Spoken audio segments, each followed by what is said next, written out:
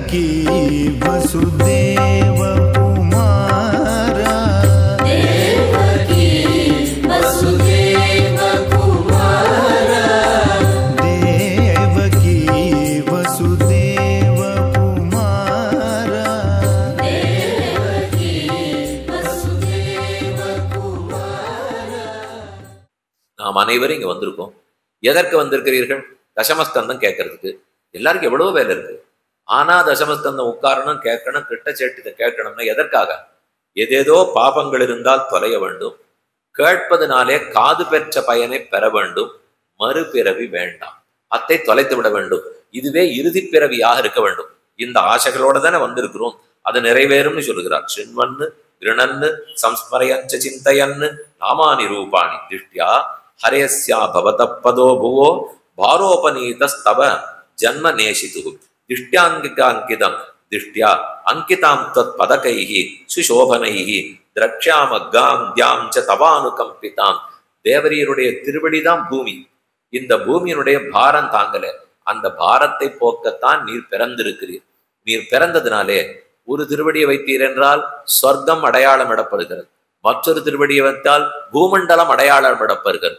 உம்ம திருவடி சம்பந்தத்தால எங்களுக்கு லாபம். இங்கு வந்ததுனால உமக்கு ஏதும் இல்லை, ஒரு குறையும் இல்லை, நிறைவும் இல்லை. ஆனா உம் சம்பந்தத்தால எங்களுக்கு தான் பெருமை. நதே அபவசேஷ பவஸ்ய காரணம் வினா வினோதம் பத தர்க்கயாமகே பவோ நிரோதா திதிரப்ய வித்யா கிருதாயதஸ்வஸ்யவ ஆஸ்ரயாத்மனி. உமக்கேது பிறவி? இது இத்தனையும் விளையாட்டாக கீழே வந்து செய்கிறீர். எங்களோட கலக்க வேணும், உள்ள இருந்தவர் வெளியிலையும் வந்து சேவை சாதிக்க வேணுங்கிறதுக்காக வந்திருக்கிறே தவிர அவதரித்து ஒரு பயன் பகவானுக்கு உண்டா? அவர் பிறந்ததுனால அவருக்கு பயன் இல்லை என்று எல்லா தேவர்களும் ஸ்தோத்திரம் பண்ண அப்படியே கேட்கறது கேட்கல. தேவகி பாதி தூக்கத்துல இருக்கா. ஆரோ ஸ்தோத்திரம் பண்றார்கள்னு தெரியுது. ஆனா உண்மையில அந்த மனித பிறவிங்கிற எண்ணம் அவளுக்கு மாறல. கடவுளே தன்னுடைய வயிற்றுக்குள்ள இருக்கிறார். அந்த அளவுக்கு அவளுக்கு உண்மையும் புரியவில்லை. நாள் கடந்தது. அத்தத்தின் 10ஆம் நாள் வந்து தோன்றி அச்சுதன் ஆவணி மாசம் பிறந்தது. ரோகிணி நட்சத்திரத்தை தேர்ந்தெடுத்தான். அட்டமி திதி வந்தது. உலகே இருட்டாக இருக்க அந்த திதிரட்டமின்னு பெருமை. அட்டமி நாளைக்கு பார்த்தீங்கன்னா இன்னைக்கே வந்துடும்னு வச்சுக்கோ. சப்தமி ஆகும், அட்டமி வந்துடும். அந்த அட்டமி சம்பந்தத்திலேயே நமக்கு அட்டமி திதியில அவதரித்த கிருஷ்ண சேட்டுதத்தையும் கிருஷ்ண அவதாரத்தையும் கேட்கக்கூடிய பாக்கியம் தன்னுடைய வாய்ச்சது. நமக்கு தெரியாதுன்னு வச்சுக்கோ. அவரவர்கள் ஏதோ நாள்ல ஏதோ நடக்கணும்னு சொல்ல போறார்கள். அது அட்டமி தானே வந்து சேர்ந்ததுன்னா அது நல்லதாக அமைய போகிறது. அப்படிப்பட்ட அட்டமி பொதுவா நல்ல காரியம் பண்ண மாட்டோம், நவமியிலையும் பண்ண மாட்டோம். அட்டமி நவமி நாள் குறிக்காதேன்னுடுவாங்க. எந்த நல்ல காரியம் மங்கள காரியத்தை வச்சுக்க மாட்டார்கள். அதனால அட்டமி நவமிக்கும் ஒரே வருத்தம். பகவான்கிட்ட கேட்க கவலைப்படாதே, அட்டமியில நான் பிறக்கிறேன், நவமியில ராமன் பிறப்பார். ரெண்ட பிறந்தாலாவது ஊர்ல இருக்கிறவாளுக்கு புரியறதா பார்ப்போம். திதினால நடக்காது. மங்கள காரியம் பண்றோம், முகூர்த்தம் பார்க்கணும்னா அட்டமி நவமி பார்த்து தான் வைப்பார்கள். அதெல்லாம் மறுக்கவே இல்லை. கோரு போனா அட்டமியா இருக்க வேண்டாம் இப்படின்னு ஆரம்பிச்சாங்க. இன்னைக்கு நாம சங்கீர்த்தனம் பண்ணலாம் இருந்தேன், அட்டமியா இருந்ததுனால வாண்டான்னு வச்சுட்டேன் இப்படியா சொல்லுவார்கள். ஏதோ கல்யாணம் வச்சிருக்கேன், சீமந்தம் வச்சிருக்கேன், பூனல் கல்யாணம் வச்சிருக்கேன், இதுக்கெல்லாம் வேணா அட்டமி நவமி பார்க்கலாமே தவிர பகவத் விஷயத்துக்கோ தியானத்துக்கோ நாமங்களை சொல்லவோ எந்த நல்ல காரியத்தில் ஈடுபடுறதுக்கோ இந்த திதிகளை பார்க்க வேண்டிய தேவை இல்லை. தானே எந்த திதியும் நல்ல திதி தான்.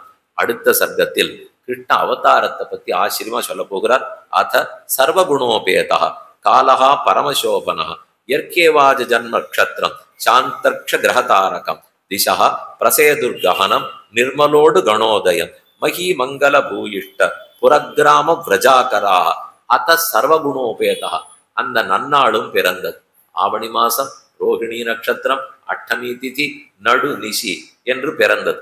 அப்போது திசா பிரசேதுர்கஹனம் நத்யா பிரசன்ன சலிலாக ஹரதா ஜலருஹஸ்ரீயா த்விஜாலி த்விஜாலிகுல சன்னாதஸ்தபகா வனராஜயா வவவ் வாயு சுகஸ்பரிஷா.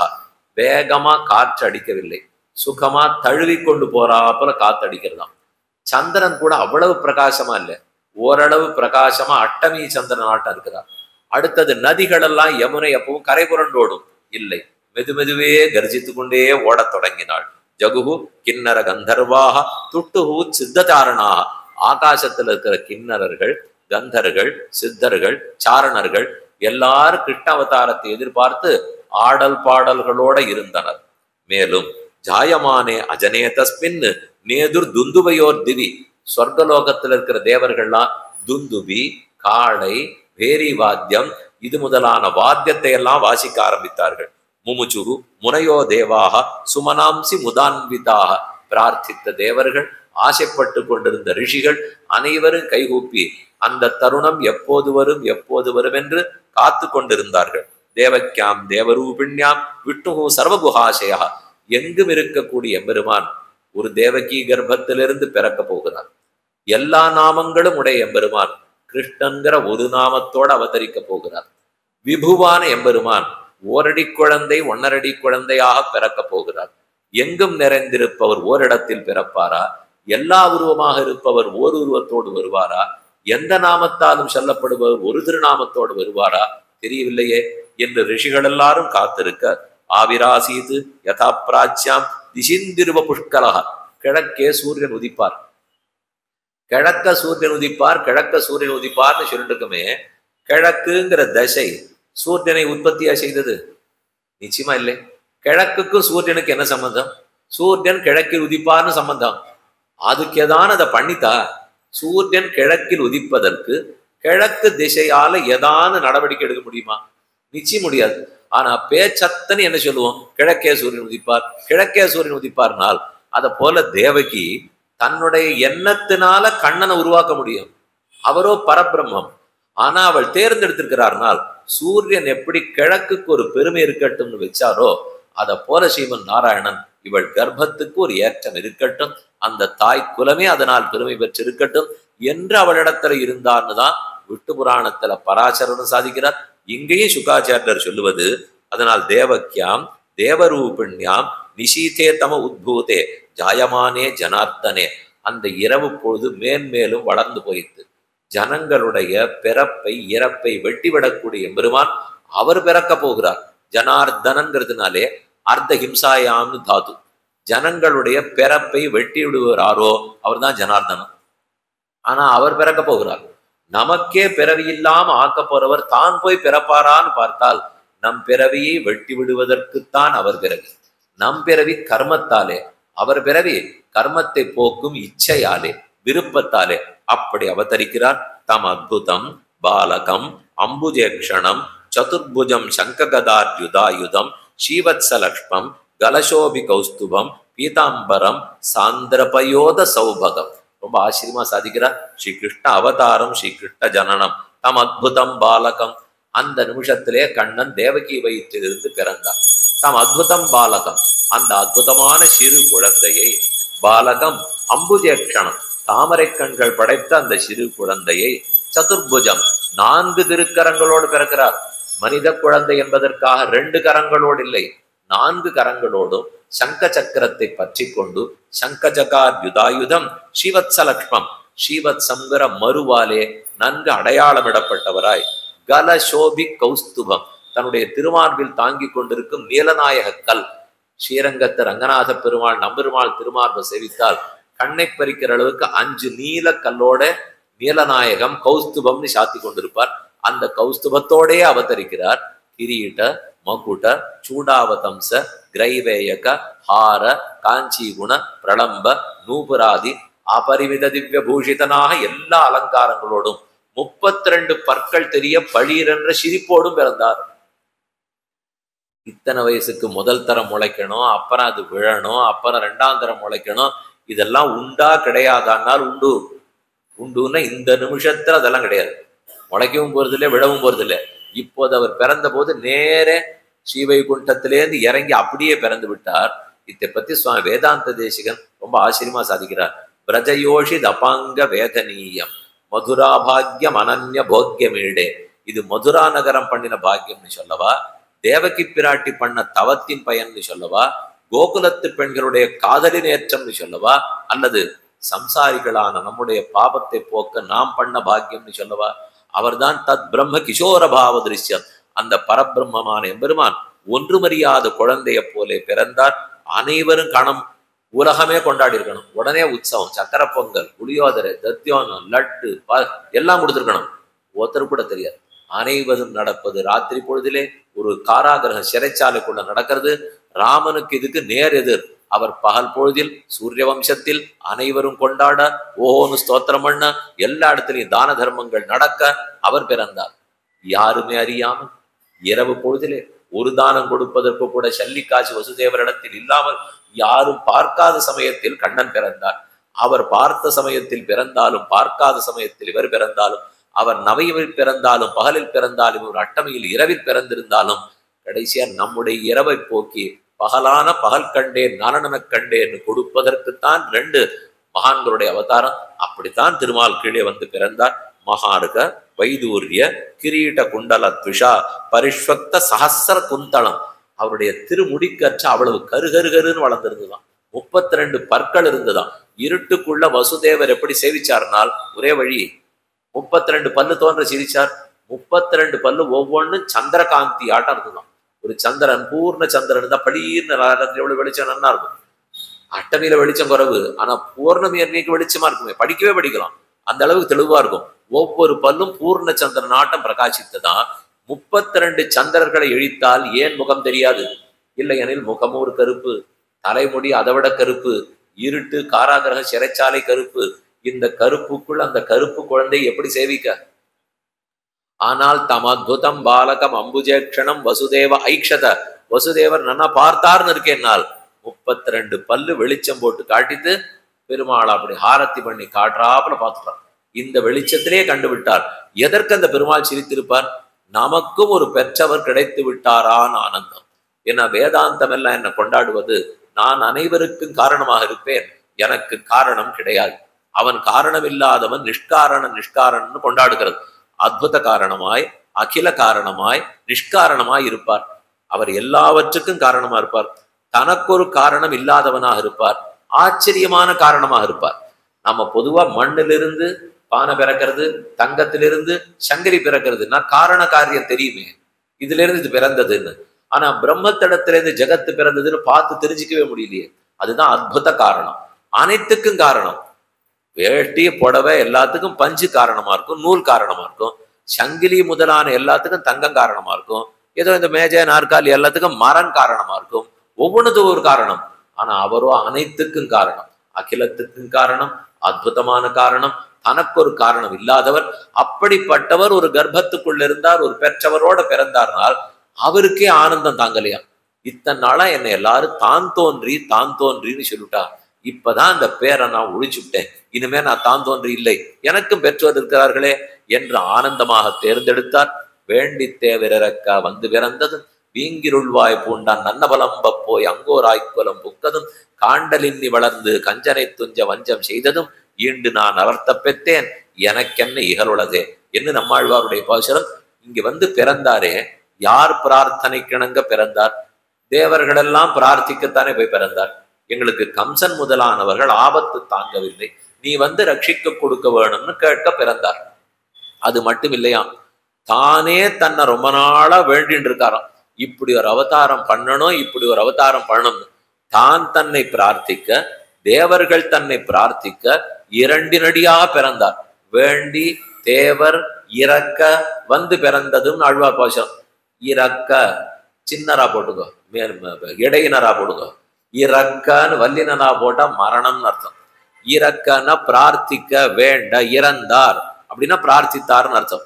இந்த பாட்டுல 2 தடவை பிரார்த்தனை வருது.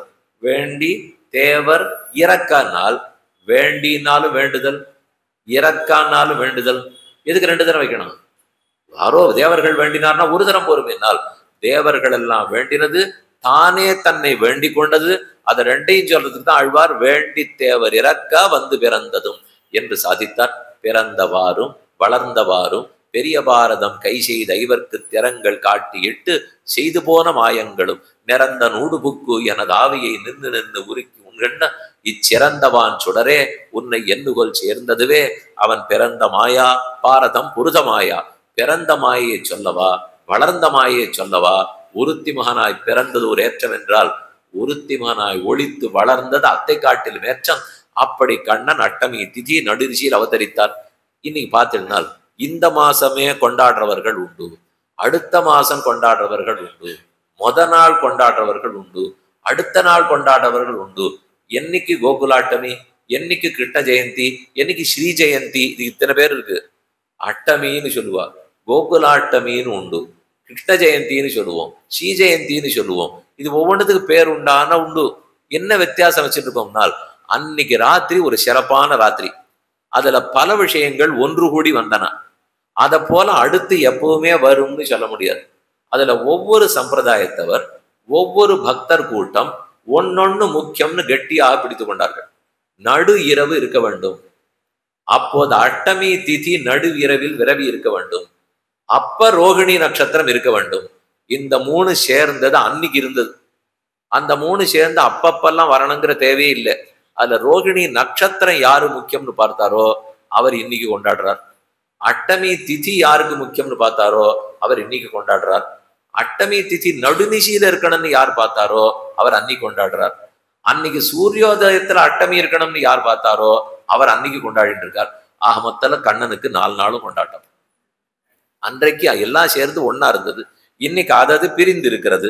அன்றும் அவதரித்தார் உத்தாம மகார்க வைதூர்ய கிரீட குண்டலத்விஷா பரிஷக்த சஹசிர குந்தளம் உத்தாம காஞ்சாங்கத கங்கணாத்விகி விரோச்சமானம் வசுதேவ ஐக்ஷத கிருஷ்ண அவதார உற்சவ சம்பிரமோஸ்பிருஷன் முதா திஜேபியோபியுதம் அப்ளுதோ கவாம் அதைனம் அதௌதவதாரிய புருஷம் பரம் நதாங்கா கிருததிக்கிதாஞ்சலி.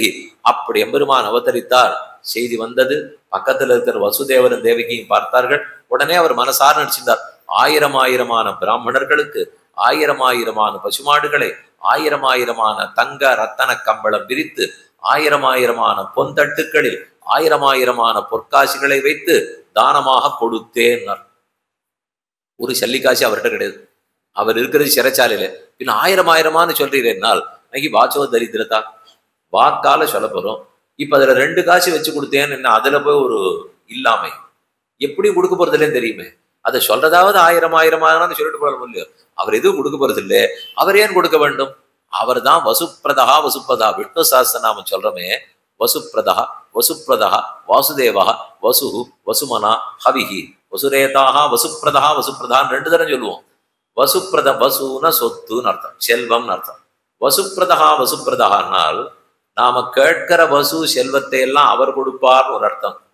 தன்னையே செல்வமாக பரிசாக வசுதேவருக்கு கொடுத்தார்னு ஒரு அர்த்தம். தானே வசு, அதுதான் நிலையான வசு. பாக்கி வசு எல்லாம் இன்னைக்கு இருக்கு, நாளைக்கு போயிடும். இன்னார் இடத்துல இருக்கும், இணையார் இடத்துல இருக்காது.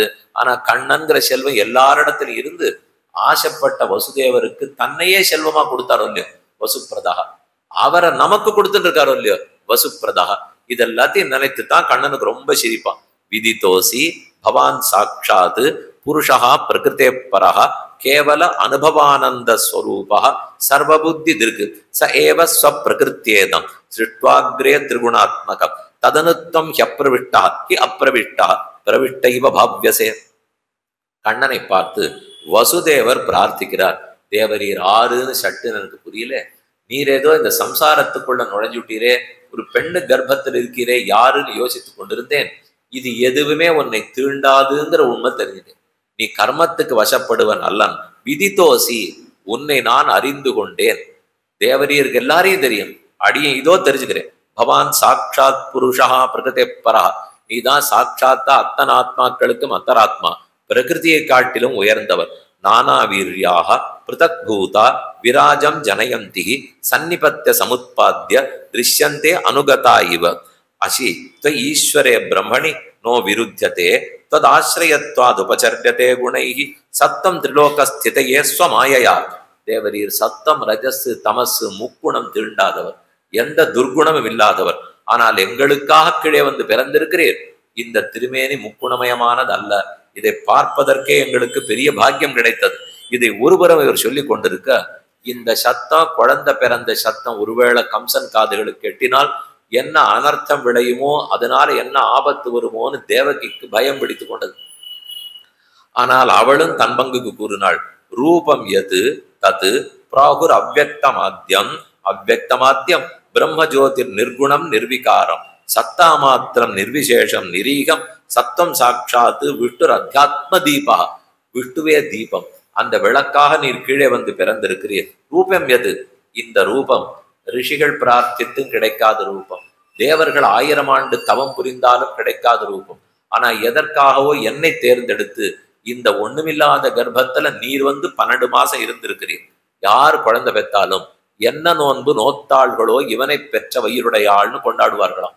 யாரும் தகப்பனார கொண்டாட மாட்டார்கள். ஒரு பிள்ளையோ பெண்ணோ நன்றாக இருந்தால், நன்னா படிச்சிருக்கா, நல்ல குணவத்தியா இருக்கான்னா என்னமா பெற்றிருக்கான்னு சொல்லுவார்களே தவிர என்னமா பெத்தான்னு யாரும் சொல்ல மாட்டாளே.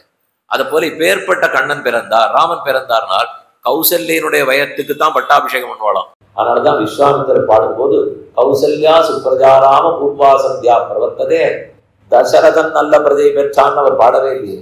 ராமாயணத்திலே சோகம் கௌசல்யா சுப்ரஜாராம. அது போல இங்க தேவகி பெற்றாள். அது எனக்கு என்ன இந்த பாக்கியத்தை கொடுத்தீரு தெரியவில்லையே. ஜன்மதே ஐயசௌபாபோ மாவித்யான் மதுசூதன சமுத்விஜே பவத்ஹேதோ கம்சாதகம் அதீரதி உபசம்ஹர விஸ்வாத்மன் ஆதோரூபம் அலௌகிகம் சங்கசக்கர கதாபத்ம ஸ்ரீயாஜுட்டம் சதுர்புஜம். இந்த 4 திருக்கரங்களோட நீ இருக்கிறது, உன்னை நீயே கோள் சொல்லி கொடுக்கிறீரே. நான் தான் திருமால் வந்து பிறந்திருக்கேன், கம்சா புரிந்துகொள் என்று அவருக்கு அறிவிப்பு செய்கிறா போல இருக்கிறது. நீர் வந்திருக்க கூடாது, வந்திருக்கவே கூடாது, இருந்தாலும் பிறந்துட்டீர். ஆனா பிறந்த இடத்தில் உன் பிறப்பே தெரியாமல் மறைப்பதுதானே நியாயம். அப்பதானே கம்சனிடத்திலே காப்பாற்ற முடியும். ஆனா நீர் நடந்துக்கிறத பார்த்தால் 32 பல்லோடு இத்தனை ஆச்சரியமான ஆபரணங்களோடு சங்க சக்கரம் கதை முதலானவர்கள் தரித்து கொண்டு நீரே பறையறிவிக்கிறாமல் இருக்க. தண்டோரா போடுறப்ப நான் தான் வந்திருக்கேன்னு சொல்லலாமா? ஆழ்வார் நம்மாழ்வார் திருவிருத்தத்துல பாடும்போது சூட்டு நன்மாலகள் தூயன வேந்தி விண்ணோர்கள் நன்னீராட்டி அந்தூபந்தரா நிற்கவே ஆந்து ஓர் மாயினால் ஈட்டிய வெண்ட தொடுகுண்ட போல் திகிலேற்று வன்போல் கோட்டிடையாடின கூத்து அடலாயந்த பொம்பிருக்கே தேவதையில் அவதரிக்கணும்னு ஆசைப்பட்டு எதற்குன்னா வெண்ண வீணா போறது சாப்பிடணும். இவ்வளவுதான் ஒரே குறிக்கோளம். கீதை சொன்னார்னு சொன்னீரே, வந்த இடத்துல செய்தது. அசுரர்களை முடித்தது போன இடத்துல செய்து. அப்ப ஆசையா வந்தது வெண்ணெய் வீணா போகாம சாப்பிட்டு போறதுக்காக.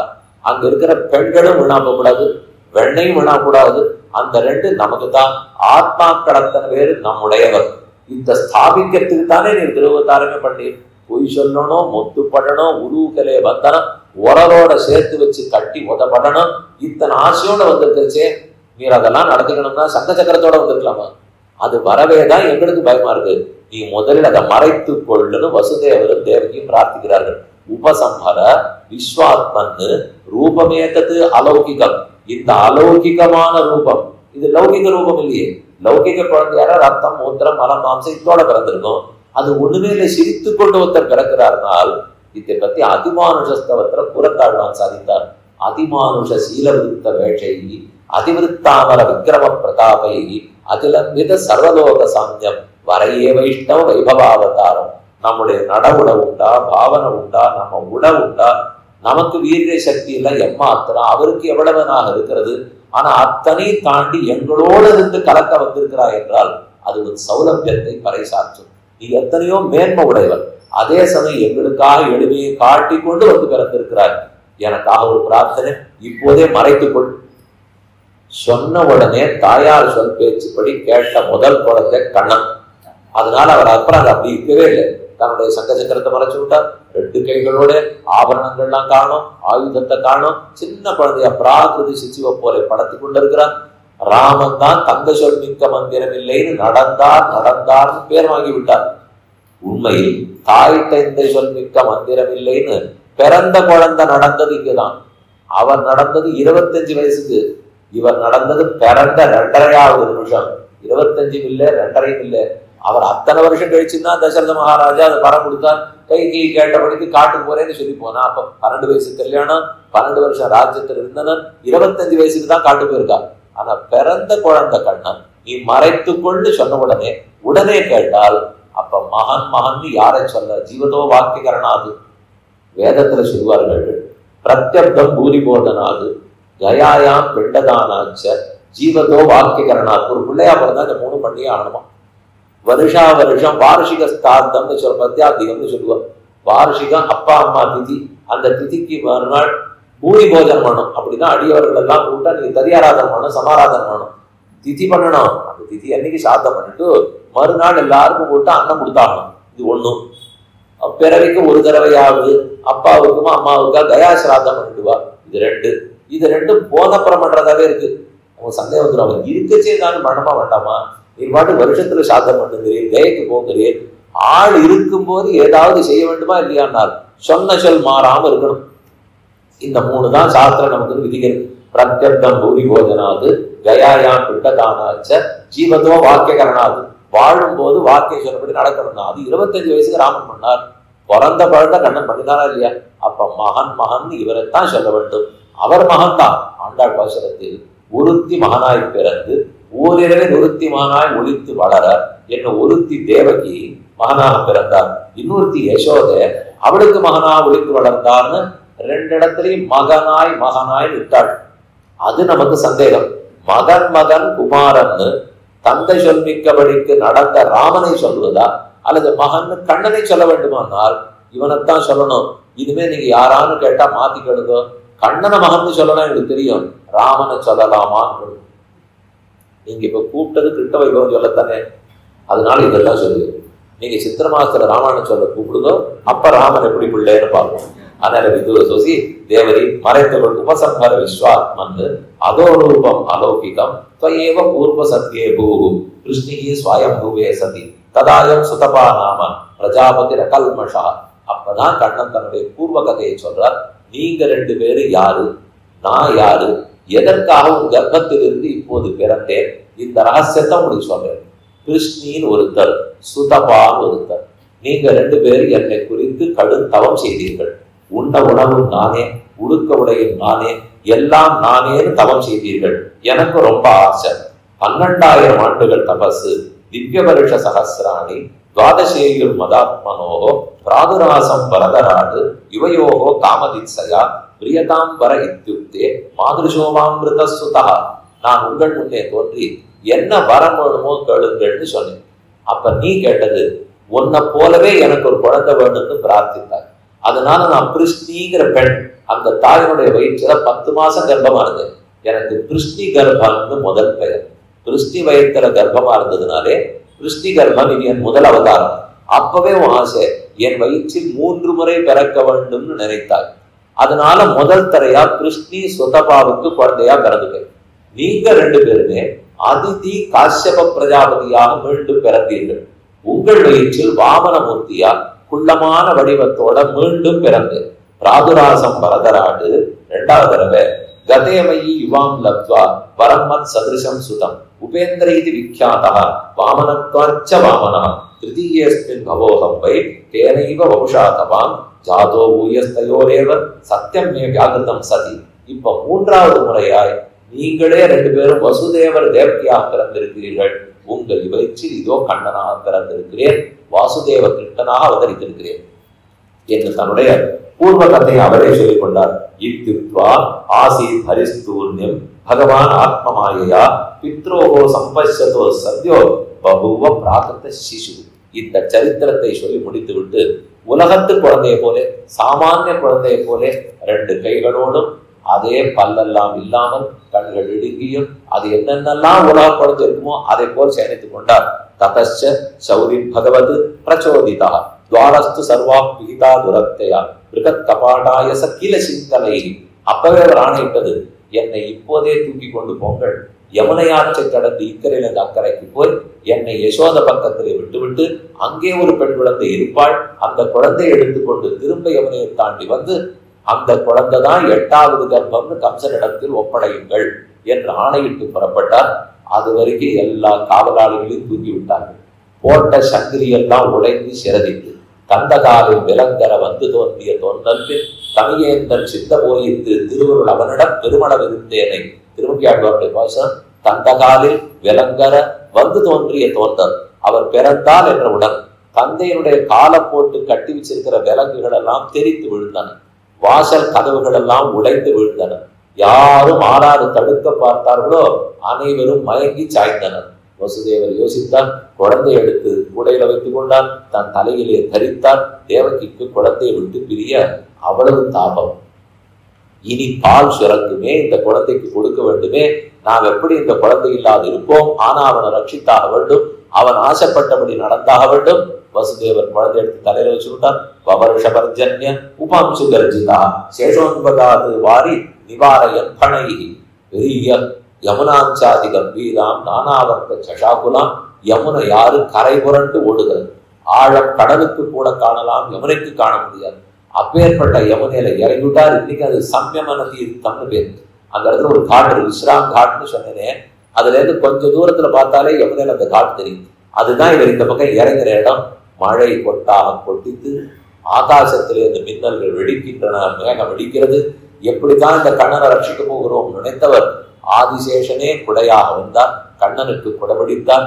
இங்கேருந்து அங்க போக போக யானுமாத்திரோதகல்லையோ தன் தலையே மூழ்கி போயிடுங்கிற அளவுக்கு பயந்து வசுதேவர் போயிட்டு இருக்கார். ஆனா கண்ணனை தூக்கி போகவே பயம் இல்லாமல் போனார். முட்டியளவு தண்ணீர், இடுப்பளவு தண்ணீர், வயிற்றளவு தண்ணீர், நெஞ்சளவு தண்ணீர், கழுத்தளவு தண்ணீர். 2 நிமிஷம் நடந்தா தலை மூழ்கி விடும். அந்த சமயத்துல யமுனா நதி திடு திடு திடுன்னு இறங்க தொடங்கினாள். ஏனெனில் கண்ணன் கூடையிலே சேர்த்திருந்தால் அவருடைய திருவடி வெளியே நீட்டி இருந்தது. உயர்ந்து உயர்ந்து போனது காரணம் அந்த திருவடியை தொட்டு விடுவோமேங்கிற ஆசை. தொட்ட விற்பாடு அகங்காரம் தொலைந்தது. விறுவிறுவென்று கீழே இறங்கினாள். ஜானுமாத்திரோதக உயையோ முழந்தாளளவு வர்ச்சித்து இன்னைக்கு திருவேங்கடத்தில் திருமலையப்பன் ஏழுமலையப்பன் அவர் இருக்கும்போது ஒரு திருக்கையாலே தன் வலது திருவடியை காட்டி அடுத்த திருக்கையாலே முழங்காலுக்கு மேலதான் திருக்கையை வைத்துக் கொண்டிருக்கிறார். இதில் சரணம்னு நீ பற்றினாயானால் சம்சாரம் என்னும் கடலை முழங்கால் அளவு வற்றடித்துக் கொடுக்கிறேன் என்று சொல்லாமல் சொல்லி நாட்டியத்தில் அபிநயம்னு சொல்ல மாட்டோமா? மன்னமர கூத்தாடி மகிழ்ந்தா என்னும் வட திருவேங்கடம் மேயம் இந்தாவென்னு திருநங்காண்டத்தில் பாசம். கூத்தாடிகள்னா எப்படி அபிநயம் பிடிச்சு காட்டுவாளோ அதை போல திருவேங்கடமுடையான அபிநயம் பிடிச்சிருக்கார். இந்த திருவடியை பற்று உனக்கு முழங்கால வற்றடித்து தரேன். அதை போல யமுன திருவடியை தொட்டது வசுதேவருடைய முழங்காலக வச்சிது. இக்கரையிலிருந்து அக்கரைக்கு போனார். பிரசவித்ததுனாலே யசோதைக்கு ஒன்றும் புரியவில்லை. மயங்கி இருந்தால் இந்த குழந்தையை மனதில்லாமல் அவ்விடத்தில் விட்டார். அந்த பெண் குழந்தை எடுத்துக்கொண்டார். இந்த குழந்தை பிறந்தது அட்டமி, பெண் குழந்தை பிறந்தது நவமி. ராத்திரி பொழுதுக்குள்ள அட்டமி நவமியாக மாறிது. அந்த பெண்ணை இப்போ நீங்க சேவிக்கணும்னா திருக்கோவலூர்ங்கிற திவிதேசம். உலகளந்த பெருமாள், திருவிக்கிரம பெருமாள், ஆயன் மாயன் எழுந்துள்ளி இருக்கிறார். முதலாழ்வார்கள் 3 பேர் கூடிய இடம் திருக்கோவலூர். மிருகண்டூர்னு ஒரு மகர்ஷி. அந்த ஆசிரமத்துலதான் திருவிக்கிரம பெருமாள் அவருடைய பிரார்த்தனை கிடக்க திரும்ப தோன்றினார். இன்னைக்கு போனா அந்த சன்னதி பெரிய பெருமாள் இருப்பார். அந்த சன்னதி வாசல்ல வந்துட்டார். இந்த பக்கத்துல ஒரு அழகான பத்திரகாளி சன்னதி. அதுதான் விட்டு துர்கா கற்புடைய மடக்கண்ணி காவல் பூண்டார் பூங்கோவலூர் தொழுதும் போதுகஞ்சியேன்னு திருமங்கையாழ்வாருடைய வாசல். மடக்கண்ணி தம்பி வளைக்காரி என்னோன்னு அண்ணாவுக்கு தங்கதான் எப்பவும் பாதுகாவலாம். ஹாரத்தி எடுக்கிறதுன்னு ஒரு வழக்கம் வச்சிருக்க. கல்யாணம் ஆகும் ஏதாவது வெற்றி பெறுவார்கள். ஒரு போட்டியில வெற்றி பெற்றிருப்பார். திரும்பி வரச்சே ஹாரத்தி எடுக்க வேண்டிய பொறுப்பு கூட பிறந்த அக்கா தங்கைதான். அப்பதான் அந்த அண்ணனுக்கோ தம்பிக்கோ ஒண்ணும் வராது இருக்கணும்னு அவர்கள் தான் அப்படி பல்லாண்டு பாடுவாட மங்களாசாசனம் பண்ணுவார். அதனால கண்ணன் ஜாகிரதையா இருக்கணுங்கிறதுக்காக தங்கதான முயற்சித்தாங்க. அதுதான் இங்க கற்புடைய மடக்கண்ணி காவல் பூண்டான்னா காவல் தெய்வமா இருந்து கண்ணன் இன்னைக்கு ரட்சித்து வருகிறான். அன்னைக்கு கிட்ட ரட்சித்தது ஆச்சரியம் இல்லை. இன்னைக்கு திருக்கோவலூர் பெருமானையும் அவளே ரட்சித்து வருகிறாள். அதுதான் அன்று நடந்தது. குழந்தையை தூக்கிட்டார். அக்கறையில இக்கரைக்கு வந்து சேர்ந்துட்டார். தானே கதவுகள் மூடினார். தானே சங்கிலிகள் வந்து பூட்டி கொண்டன. தூங்கினவர்கள் எல்லாம் எழுந்து விட்டார்கள். குழந்தை அழுங்குரல் கேட்டது. கம்சனுக்கு செய்தி போயிடுச்சு. நல்ல வேளை 8வது குழந்தை பிறந்தான். அவனை பிடித்து இப்போதே கொண்டு விடுவோம். வர நடக்கவில்லை. கிம்மையா ஹதயா வந்த ஜாதக்கலு தவாந்தகிருத்து எத்திரக்வா பூர்வசத்ரு மாகிம்சீஹி கிருபணான் விருதா. என்னை கொல்லுவதில் ஒரு பிரயோஜனம் இல்லை. என்னையே தூக்கி கல்லிலே மோத பார்க்கிறாய். தைரியம் இருந்தால் இக்கரையிலிருந்து அக்கறைக்கு போ. கோகுலத்தில் மறைந்து வளர்ந்து வருகிற கண்ணனை தேடு.